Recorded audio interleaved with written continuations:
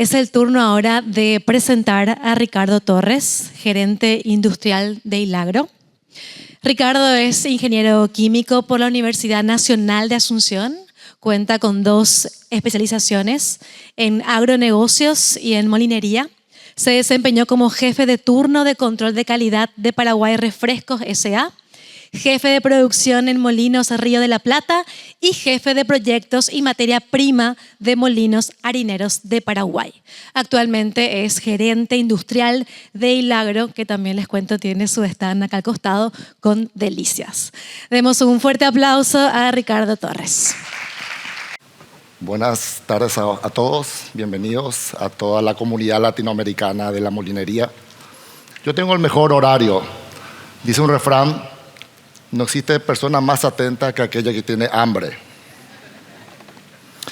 Antes que nada, quiero agradecer a Johnny y a Enrique, quienes me han invitado a ser speaker en esta presentación. Dicen por ahí que fui obligado, no es cierto, no le crean a ellos. Es un placer estar en este tema, que cuando me preguntaron si podía estar, me entró la duda de cuál sería un tema que podría interesar a la comunidad latinoamericana molinería. Y normalmente en este escenario, que tenemos, excelente escenario que tenemos, se presentan diversos científicos, proveedores de maquinarias, fabricantes de aditivos, gente especializada en investigación. Yo soy ni uno ni lo otro, soy normalmente usuario de las tecnologías, de las enzimas, usuario del trigo, en el cual nosotros, con mucho amor, porque amamos lo que hacemos, nos dedicamos a producir harina. Me llamó poderosamente la atención un hecho que me tocó vivir, y eso representa un antes y un después de este tema, que por cierto yo estuve en la primera LIM del año 1996 en el Yadi Golf Club, y en ese momento se habló de muchos temas y esto no estaba en el tema, porque todo apareció en el año siguiente de la presentación. Quiero empezar con una frase que me llamó muy poderosamente la atención, que es la siguiente: el ayer es pasado, el mañana es un misterio, pero el hoy es un regalo. Por eso se llama presente. Me gustó, pero no fue la mejor que encontré, y la mejor la voy a dejar al final de la presentación. Voy a empezar por algo tan básico que la mayoría de los que estamos aquí no lo están, salvo algunos colaboradores que no son del área técnica, que tiene que ver con el falling number, que es sinónimo de trigo brotado. Cuando hablamos de trigo brotado, hablamos del falling number bajo. Ya saben la mayoría que son técnicos que hablar con un falling inferior a 150 habla de presencia de granos germinados, actividad alfa-amilásica elevada, peligro de miga de pan pegajosa. Entre 200 y 250 hablamos de actividad alfa-amilásica normal, con un gráfico donde representan los riesgos que implican cada nivel del valor del número de Adler, también se llama, que está medido en segundos. Igual o superior a 300, actividad alfa-amilásica débil, con el riesgo de obtener un pan poco desarrollado, poco volumen y miga muy seca. Esta es la teoría con que yo me inauguré allá por el 1995, cuando me inicié en el área de molinería, el cual he aprendido a amar en todos estos años. Ahí harán los cálculos la edad que tengo. Tengo más de 50, lo digo a mi esposa, tengo más de 50, tengo alma de 30, pero tengo una rodilla de 80 años, así que eso hace todo un promedio de la edad que yo tengo. Cuando hablamos de los protagonistas de este tema, vamos a hablar siempre similitudes entre lo que es hablar de trigo brotado, es hablar de falling number, con alguna diferencia que les voy a comentar, donde pudimos ver nosotros una diferencia en esta historia que yo tuve, de esta novela que yo tuve con este tema. Los protagonistas obviamente son las enzimas amilasas, alfa, beta y gamma. Algunos a lo mejor se estarán desayunando la gamma amilasa, pero lo googlean y lo van a encontrar. Algunos proveedores de enzimas ya tienen otro nombre y se vende con otro nombre, pero está en ese rango. El clima, que obviamente es el principal protagonista o villano de este tema. Y la variedad de trigo, que es la parte genética. Yo no voy a ingresar en ese tema, soy neófito, así que no lo voy a tocar en ese tema. Donde está la alfa-amilasa es la fórmula en el espacio de una alfa-amilasa y una beta-amilasa. Todos sabrán que la beta-amilasa es una enzima que normalmente existe en el cereal, que lo produce en cantidades abundantes normalmente, y la alfa-amilasa depende exclusivamente del nivel de brotado que puede llegar a tener. Las amilasas me gustó más esta gráfica, fue mucho más ejemplificativa, donde tomamos, por ejemplo, la amilopectina, en donde la alfa-amilasa es un ser malvado o bien héroe, dependiendo del volumen que haya, con una espada que lo que hace es cortar en la mitad, sacarlo de cuajo, produciendo dextrinas, y la beta-amilasa es un pirata que se encarga de cortar los extremos de una molécula de almidón, normalmente dando maltosa y glucosa, que son el alimento que dan para la levadura, que es lo que nos atañe todo, principalmente en Paraguay, en donde el mayor consumo de la harina obviamente es la panificación. El clima, ya todo el mundo ha tocado en esta asamblea el cambio climático, así que yo traje un dato de la NASA. La NASA me mandó esto, verano, otoño, invierno y primavera, que ha cambiado así, directamente. El clima se ha vuelto loco. Esto para muchos países es así, sin embargo en Paraguay es así.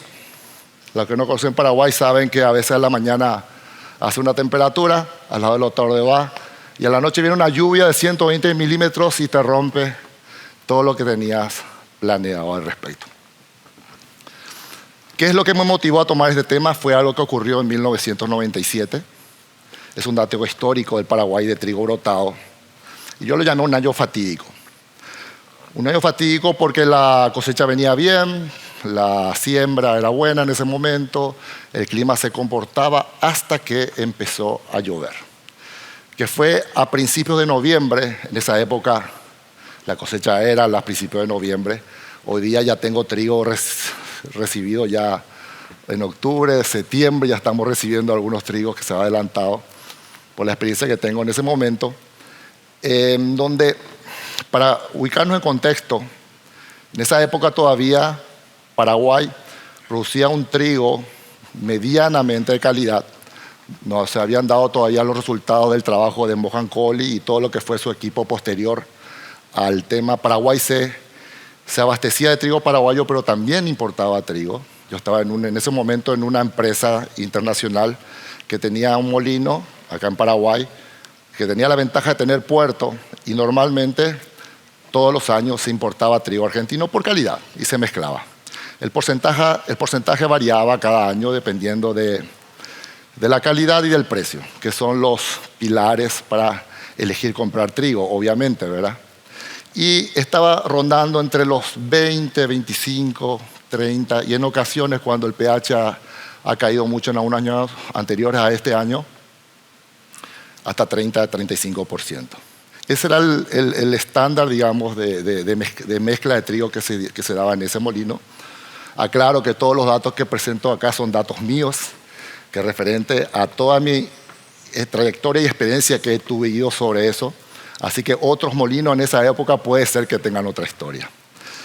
Ese año empezó a llover a principios de noviembre y, a diferencia de la anterior imagen, la lluvia no paró. Llovió tan continuado que no hubo tiempo ni siquiera para iniciar la cosecha. Fueron 2 o 3 semanas, paró la lluvia y empezaron a llegar las primeras muestras. Algunas que venían ya de los silocopiadores eran buenos porque se habían cosechado antes de la lluvia y daban unos valores normales, que en ese momento el trigo paraguayo estaba entre 200 y 250 Fallin, y caen las primeras muestras. Y las primeras muestras dan un Fallin entre 60 y 80. Los que saben el equipo que mide el Fallin number saben que el valor mínimo que puede dar el equipo es 60, porque después de hacer la agitación para y después de un tiempo va cayendo y ese tiempo suma total. Los 60 segundos son de agitación. Recuerdo muy bien que hacía la agitación, paraba y ¡tus! Caía. Y empezaba a andar los primeros valores. En ese momento yo era jefe de control de calidad y empiezo a informar tanto al directorio de ese momento del Molino Nacional, y esa información va a Casa Central, que era Buenos Aires, y me dicen y me sugieren cuál era la causa del problema. Inmediatamente, eso porque era algo que no se había visto en ese momento. La causa del problema era este. Y la primera pregunta que me hicieron: ¿están seguros del resultado? Es lo que primeramente a veces uno pregunta cuando ahí sale un resultado que no esperaba o está encontrando así. Algunos jefes de control de calidad se estarán riendo en este momento. El equipo funciona bien. Ese filing number es de la época, así que me costó conseguir la foto. Hoy día un poco más moderno. En el cual ya obviamente empezaban a decir: no puede ser. Porque si es así, tendríamos que traer un equipo de investigación, porque eso es algo que nunca había ocurrido. Teníamos que enviar muestras para otros lugares para corroborar que este resultado era realmente lo que estaba pasando. No solamente no era un inicio de los primeros camiones que daba, el resultado estaba ok, se mandaron las muestras a Casa Central y corroboraron que el resultado difería. ¿Cuánto? 5 segundos. Lo que me daba 62 le daba 67, lo que daba 65 daba 70. Era un problema. Era una pandemia de falling number. Porque los siguientes camiones que estaban llegando estaban en este rango o entre 100, 150, 180, muy poco. Y a medida empezaba a cundir la desesperación. ¿Cuál fue el intento de solución? Primero fue una mezcla de trigos. En ese momento, como les dije, estábamos importando trigo argentino, está en color celeste. El trigo que hicimos una prueba en ese momento, en ese molino, con un molino experimental Bravender que había, no estoy haciendo propaganda, tenía un falling number de 65 y un trigo argentino en ese momento que conseguimos de un falling 30. ¿Qué porcentaje lo probamos? Probamos 70-30. ¿Cuál era el resultado matemático? Que debería dar 136. Si yo mezclo 70% de falling number 65 con un 30% 300, el ponderado debería haber dado 136. ¿Cuál fue el resultado? 69. Era tal la carga amilásica que tenía que lo que tenía en exceso le daba para licuar los almidones tanto del falling number de 65 que lo tenía como los almidones del falling de 300. Ok, mezclemos más trigo argentino, que es lo que tenía en ese momento. Ahí está. Mismo falling con el mismo trigo lo aumentamos. En vez de 70 le bajamos el trigo a 50% y 50% trigo argentino. El resultado matemático que había fue, o debería haber dado ponderado, es de 183, sin embargo, fue 97. Era un desastre total. Los resultados de panificación confirmaban todas las peores pesadillas en ese momento.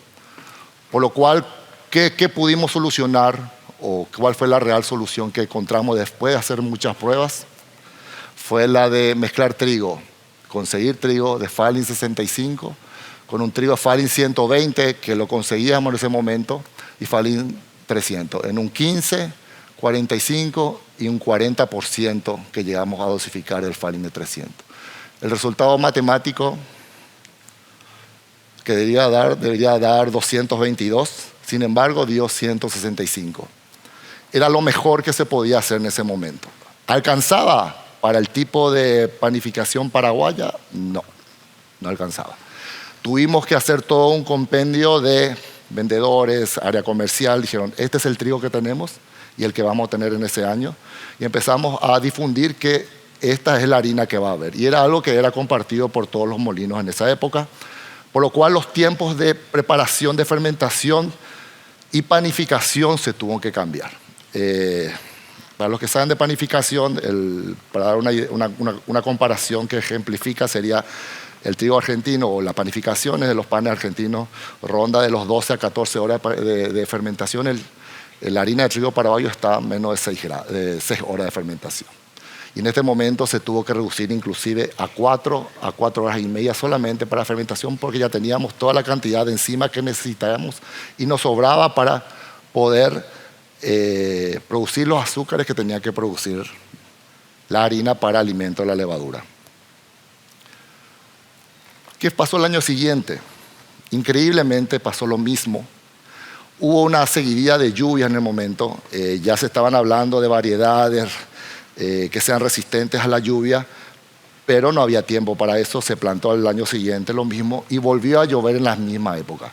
No llovió durante 3 semanas, pero sí llovió durante una semana más o menos, y todo el mundo ya tenía miedo de ese problema que podía acontecer. ¿Qué ocurrió? Y esto es anecdótico. Algunos acopiadores empezaron a llevar muestras de trigo de las primeras cosechas del año 1998 y se les fue la mano con la temperatura. Se fueron arriba de 70 grados y la solución que se pensó fue peor, porque con las lluvias y el ultra secado a más de 70 grados centígrados, el resultado fue el gluten dañado. Esto se detectó pronto a priori. Se mandó la información: miren, el trigo que tienen no lo vuelvan a secar, déjenlo como está, vamos a trabajarlo ahí. Las lluvias no fueron tan graves, el porcentaje de trigo que vino con trigo brotado no fue tal, así que no fue tanto el daño como fue el año 1997. Esto es historia. Yo dije en un momento dado, en ese inicio de molinería que yo tenía, esto nunca más va a pasar, nunca va a pasar en la vida en Paraguay. Si bien se trabajó muchísimo en esto, el resultado fue durante décadas después, a partir del 2000, fueron variedades que fueron resistentes al tema de lluvias.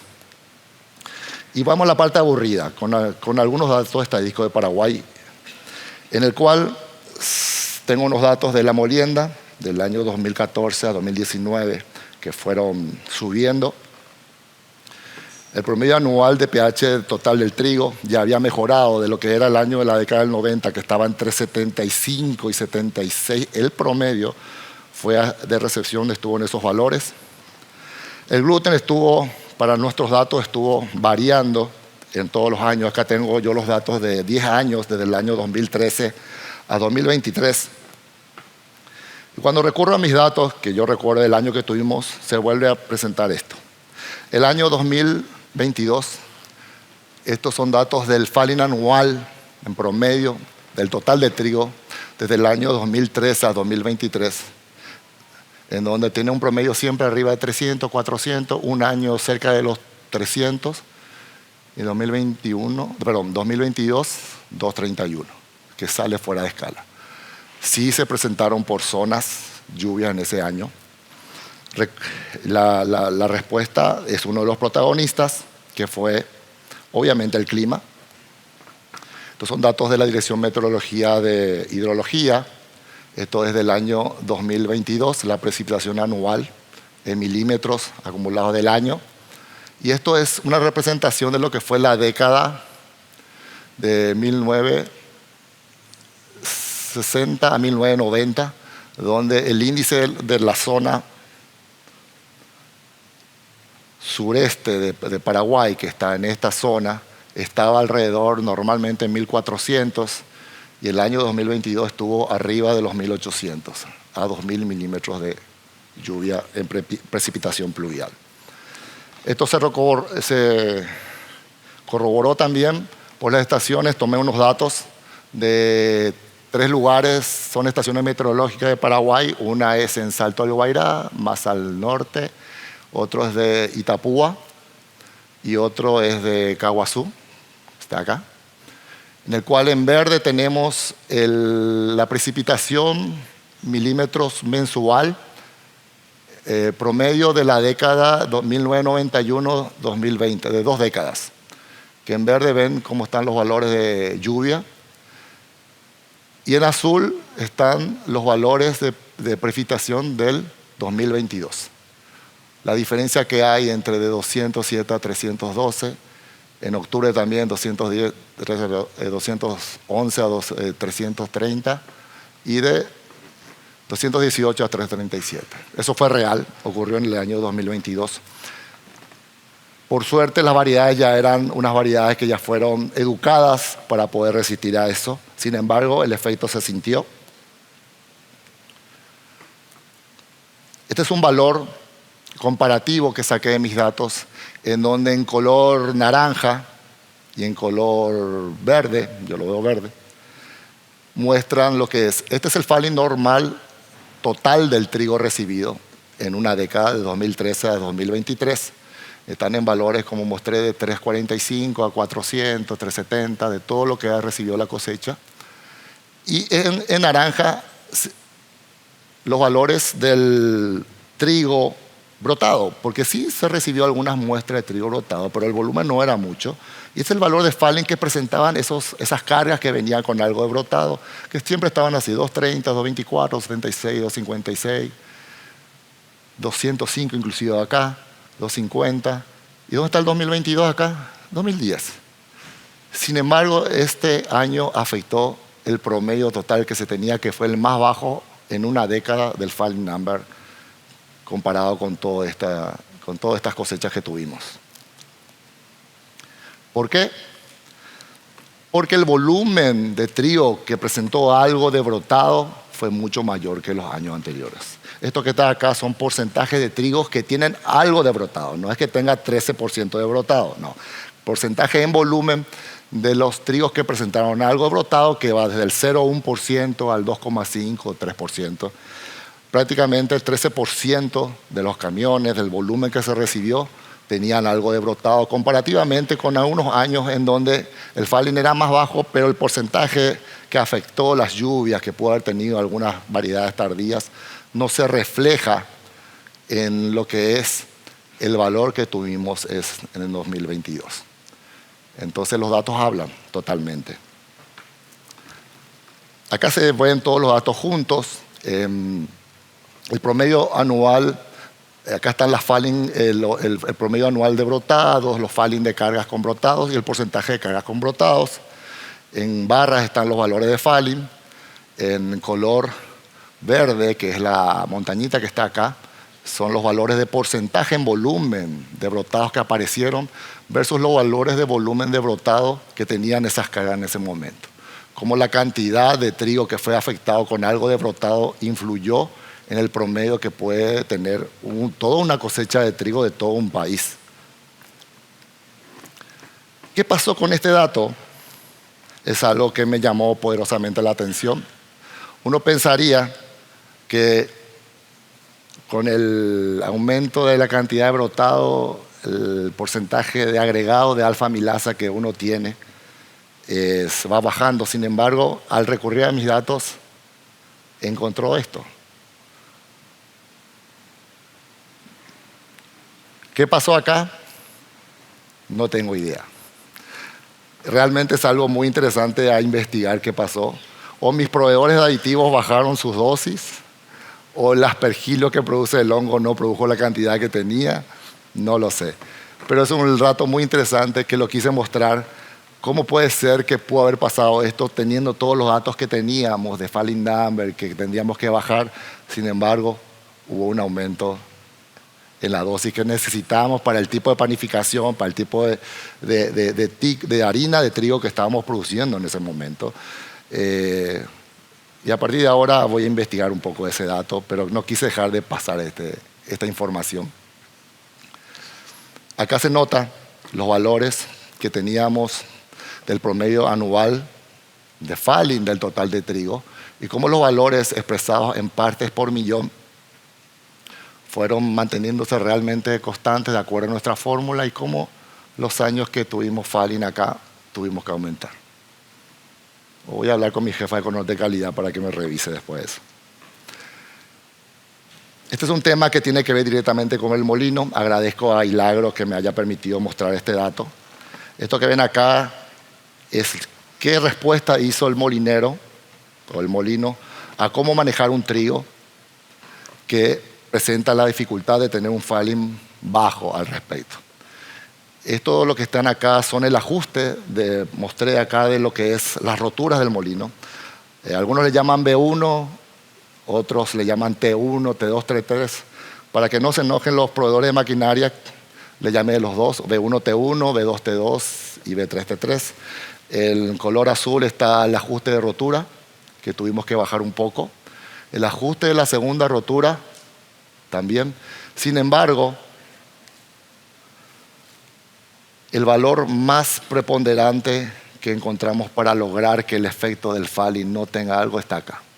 El ajuste de tercera rotura tiene una particularidad de que uno, si lo maneja mal, los molineros lo saben, puede subir automáticamente la ceniza a valores raros, a valores altos en realidad. Pero también nos dimos cuenta que ajustando esto logramos que el efecto de falling por el porcentaje de almidón dañado que podía llegar a tener, nos daba un mejor performance en el desenvolvimiento de la harina. Los compañeros molineros de otros molinos pueden sacar la foto, no hay problema, esta información puede quedar. Pero sin embargo es un dato muy interesante que tiene que ver. Obviamente lo disimulé un poco, ¿verdad? No saben en qué escala está el ajuste, así que después lo van a tener que descifrar en la foto que van a sacar. Esa fue la respuesta del molino. Fue rápida, contundente, y muchas veces uno dice que existen soluciones para el trigo brotado que puedan poder minimizar o disminuir en algo el efecto que pueda tener perjudicial en el desfondimiento de la harina. Por lo cual la respuesta de la molinería para el falling bajo fueron 3, o yo considero que fueron 3. La mezcla de trigos es una parte de la solución. Si no tenés trigo bueno, obviamente no podés hacer nada al respecto. Es el trigo que hay. El ajuste de los bancos es una parte de la solución. No podrías ajustar de la misma manera un trigo con falling bajo que un trigo que no lo tenga o que tenga un falling alto. Y si es grave, se debe manejar el proceso de panificación en los clientes. Es lo que hay y lo que corresponde directamente a la molinería responder a esto. Me faltan unos segundos. Vuelvo al mensaje y voy terminando. El ayer es pasado, el mañana un misterio, pero el hoy es un regalo. Por eso se llama presente. Como le digo a mucha gente, el trigo de hoy es un regalo. Y le había dicho que no es el que más me gusta, el mensaje que más me gustó, sin embargo, el que más me gustó fue este. El pasado es experiencia, el presente se aprovecha y el futuro se perfecciona. Quiero terminar y voy a tomarme un minuto de personal al respecto, en el cual quiero agradecer y hacer un reconocimiento personal finalmente a 3 personas, a una paraguaya, Argentina, a una paraguaya es Graciela Cabrera, la persona que conocí que está muy cerca de Mojave en la investigación del trigo, que lastimosamente año. Sin embargo, yo encantado de estar, no llegó lastimosamente. Sin embargo, rescato con ella el amor al trabajo. La conocí hace más de 30 años.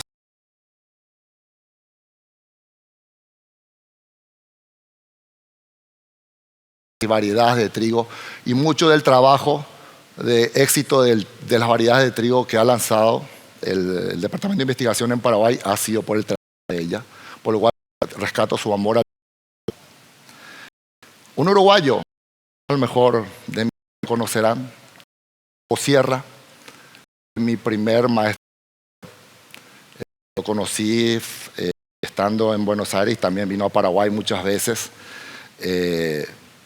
Llegando a Paraguay se tomó en la cabeza al ver el molino que yo trabajaba, porque era todavía bancos de cilindros de la marca de un país que ya no existe, de Checoslovaquia, y me decía, el molino no se puede hacer buena harina sin tecnología.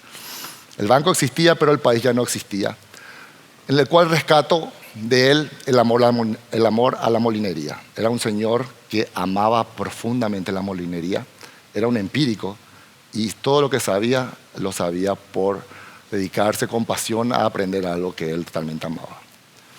Y a una argentina, que aprovecho el Octubre Rosa, que es mi esposa, Celina Anchar, que es sobreviviente y está viva.